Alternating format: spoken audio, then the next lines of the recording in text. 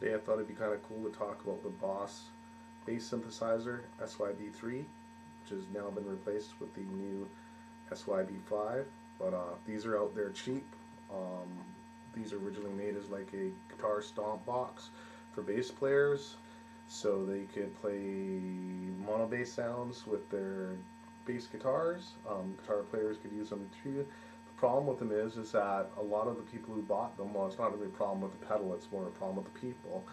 A lot of the people who bought them under the understanding that it was going to be like a polyphonic unit, when in fact it's not. It's a monophonic synthesizer.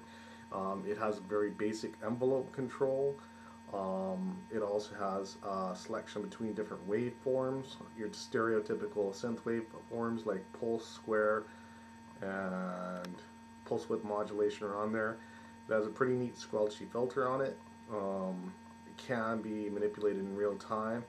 This is kind of a cool pedal just for the fact of how it sounds and how small it is. I mean, it's something that you could like hook up to a small sequencer like we will in a second and get some pretty cool patterns out of it. The knobs on it are really well made. If you look at this knob on this far side here, or not quite the far side, but right there, it's a two-piece knob. One is for the resonance control, and the other one is for the cutoff control. And yeah, it's a cool little pedal, and let's plug it in, and I'll let you hear how it sounds, and let's have a look. There's no MIDI on the Boss pedal. Its internal oscillator is triggered through the input of a line signal, so you could plug in a drum machine, another synthesizer like I'm doing here, a sequencer. Pretty much anything will cause the internal oscillator to trigger in it, and it tracks pretty good. I mean, like, it's not always perfect. Whatever you're putting into it should be a dry signal. Like, you wouldn't want to run anything with like any delay lines on it or anything like that in there, because it'll just scramble the circuitry inside and won't trigger properly. But yeah, let's have a listen to how this thing sounds. I will just like scroll through some of the waveforms and different filter settings. You'll be hearing this pedal dry, which means there won't be any delay on it, and I'm using a similar sort of synthesizer to trigger it, which is a Korg EA1, which is also a monophonic bass synthesizer, and the two sound pretty different from each other, but it's good to have a wide variety of stuff in your studio to make different noises. I guess the reason why I'm showing this bass synthesizer today is a lot of people out there think that you have to spend a whole bunch of money to come up with a cool synth sound. And basically, if you look at this synth bass pedal, which goes between 40 and 100 bucks, you can find them used. I got mine pretty cheap. And this EA1, which I got for 50 bucks. And then the digital delay, which is a cheap, shitty digital delay that Behringer sells for about 35 bucks. It's pretty cool sounding, and you could find like a drum machine you could throw in there. I mean, like, it doesn't have to be anything fancy. I mean, I guess sort of like the idea is like when you're first starting out to make music that you kind of have fun. A lot of people get caught up in like the whole idea of having the latest, greatest things, but it's kind of neat to do stuff with low budget stuff. I mean, like, that's kind of like how most of all the original techno music got started, was with synthesizers and stuff that no one really wanted anymore, and they just learned how to abuse them in different ways. I mean, I don't know, if you kind of like decide like how the right way is to do something, you're kind of limiting yourself right off the bat. So, okay, let's listen to this pedal. This will be the basic saw wave right at the beginning here.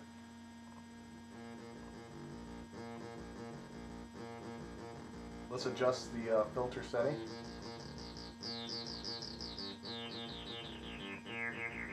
See, it is possible to sweep this filter in real time.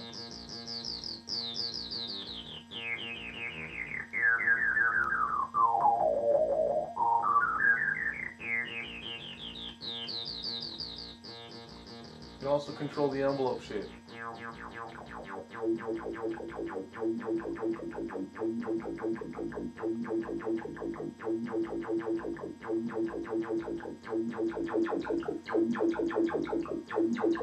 Square wave.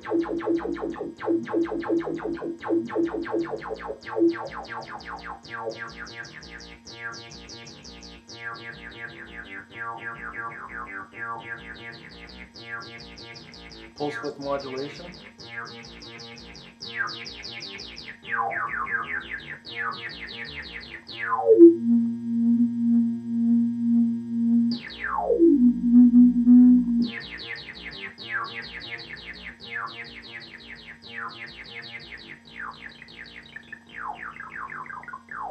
Adding an octave below the actual incoming signal.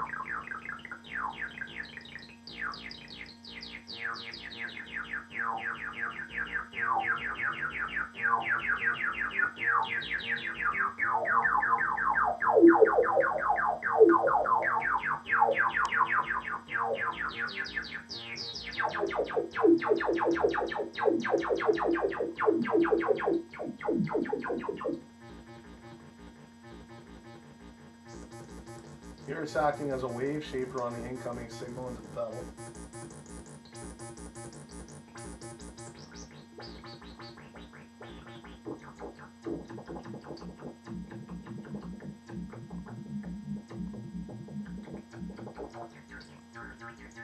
Plus there's 2 touch wah settings on this.